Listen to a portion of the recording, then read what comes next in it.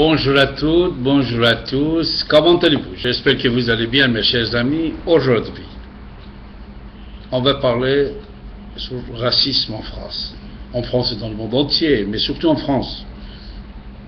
Le racisme en France a pris et peut prendre plusieurs facettes, allant de la simple xénophobie jusqu'au racisme d'État. L'antisémitisme en France, il a été particulièrement fort lors de l'affaire Dreyfus, à la fin du XIXe siècle. Puis, lors des années 1930 et sous Vichy. D'après des renseignements généraux, RG, il y a eu 1513 faits racistes et antisémites déclarés, dont 361 violents en France en 2004. Il était 833 en 2003 et 1313 en 2002. Les faits antisémites sont les plus nombreux, 950 en 2004, dont 199 actes violents. La région parisienne est la plus affectée.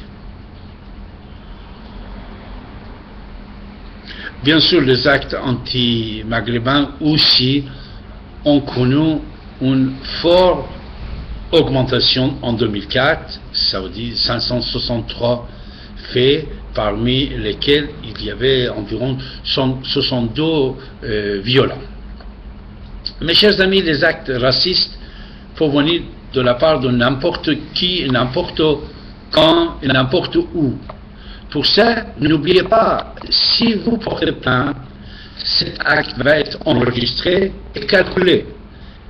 Mais si vous ne portez pas plainte, si vous ne déclarez pas, plusieurs dizaines d'actes racistes, antisémitistes, violents ou non, par jour va être commis, mais sans être enregistré et calculé dans les chiffres qu'on le donne. Bien sûr, la diminution des actes racistes et antisémites constatés en 2005 et 2006 semble, c'est vrai exactement, poursuit. Ces derniers sont autres de plus en plus, on peut dire, prises en compte par l'autorité judiciaire, c'est-à-dire quand vous portez plainte, après il y a une poursuite judiciaire, ça peut aider d'affaiblir les actes racistes. Et les violences et menaces à caractère raciste et xénophobie sont pour l'année 2007 en baisse, on peut dire en baisse de 9%. Pour ça, n'oubliez pas, quand il y a un acte raciste commis, il doit être enregistré.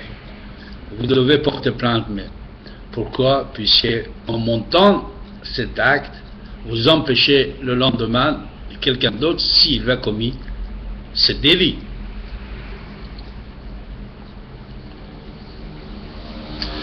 Bien sûr, on peut dire en 2007, 386 faits ont été recensés, entre 571 en 2006, c'est-à-dire, comme vous pouvez constater, moins de 35%. Alors, un journaliste de Washington Post a fait un petit sondage, enquête, on peut dire, dans le monde entier, pour voir quels sont les pays les plus racistes dans le monde. Alors, qu'est-ce qu'il a fait? Lui, il avait fait une enquête posant une question. très simple. Que pensez-vous si votre voisin est étranger?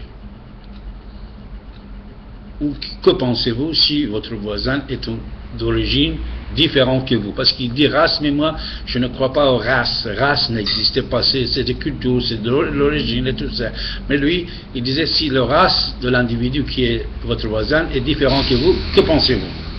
Alors, le continent américain est le grand gagnant avec une majorité des pays d'Amérique du Nord comme du Sud, présente des pourcentages inférieurs à 5%. Ça veut dire que les gens racistes sont moins de 5% dans ce continent. L'Inde serait le pays le moins tolérant, suivi par la région de Moyen-Orient, et malheureusement en Europe, surtout la France, est l'un des pays les moins tolérants de continent, c'est-à-dire plus raciste, de 23% des sondés disant qu'ils n'aiment pas avoir un voisin d'une autre race. Vous voyez, c'est-à-dire ça, c'est un peu compliqué, on peut dire. En plus, n'oubliez pas que le plus récent sondage de l'Institut BVA pour SOS Racisme et l'Union des étudiants juifs de France est rendu public dimanche 31 mai. Ainsi, les Arabes sont perçus comme des délinquants par 27,6% des personnes interrogées contre 12% lors d'un sondage effectué l'an dernier par l'Institut CSA. Alors le nouvel observatoire, le plus, nous dit en 2012 les actes et menaces à caractère raciste antisémite et bien sûr de temps en temps on va dire anti-musulmans ont augmenté de 23% en France. Je me rappelle bien, mon ami docteur Roger Bensadoun, c'est un franc-maçon juif qui était conseiller du président Mitterrand, un médecin. Un jour, quand il venait me voir, le Champs-Élysées, il disait je suis fâché, je voulais entrer dans une banque, même il a cité le nom de la banque, mais ils ne m'ont pas ouvert la porte. Je dis pourquoi, comment ça se fait? Il a dit, il m'a demandé d'enlever ton chapeau. Moi je n'ai pas enlevé mon chapeau puisque j'étais dehors dans la rue, il était en train de pleuvoir. Moi je voulais pas, j'avais pas le parapluie, je voulais garder mon chapeau sur ma tête, mais la personne qui voulait ouvrir la porte m'a demandé d'enlever votre chapeau, monsieur. Je n'ai pas enlevé et je vais aller porter plainte. Je dis alors quel rapport? Il a dit c'est des gens racistes. Ils voient un chapeau sur ta tête, ils pensent qu'il te voilà, ou ils pensent pas qu'il te juif et il va t'embêter comme ça. Moi je n'ai pas cru le jour, il y a déjà des années quand il m'a dit ça.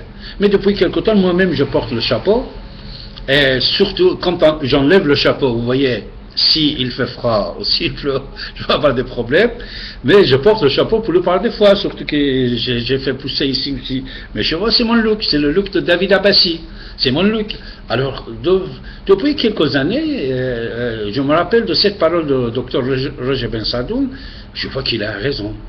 Pourquoi? Puisque de temps en temps, je trouve aussi des gens racistes en face de moi.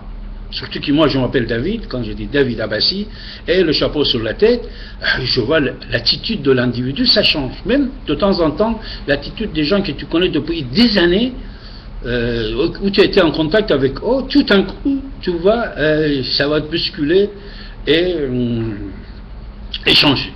Pour ça, moi, aussi, je veux conseiller tout le monde, les gens racistes, ils sont partout, en cachette en plus. Puisque l'individu qui est raciste, il ne va pas te montrer qu'il est raciste.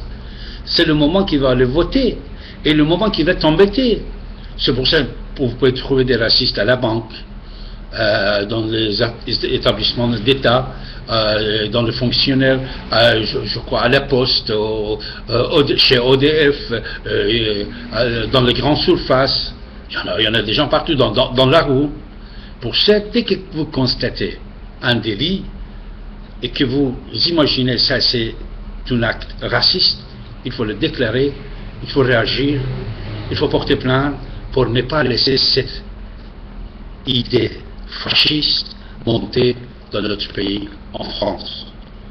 Liberté, égalité, fraternité, c'est notre devise. La justice et la laïcité doivent rester sains et saufs. Et soyez méfiants chaque fois que vous rencontrez un raciste, annoncez-le, dénoncez-le tout de suite. N'oubliez pas que les gens racistes, le moment qu'ils savent que vous avez compris que c'est un raciste, il va changer de ton, il va changer d'attitude, mais ils existent partout. Partout.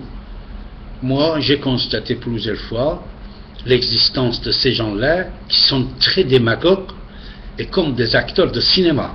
C'est-à-dire, quand il est assis en face de vous, oui, pardon, oui, mais quand vous voulez, vous n'êtes plus là, quand vous sortez, derrière vous, vous allez voir les actes racistes qu'ils font, et surtout que s'ils ont des idéologies ou des croyants, ça, il leur donne une force pour résister dans leur but de ténèbres et de inhumain.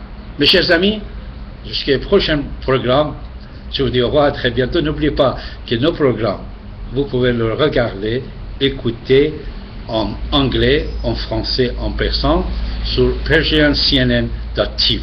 Sur PersianCNN.tv, vous avez nos écrits, nos émissions radio télévisées en plusieurs langues, et vous avez une vaste archive sur YouTube et ailleurs de toutes nos émissions. Merci, à bientôt.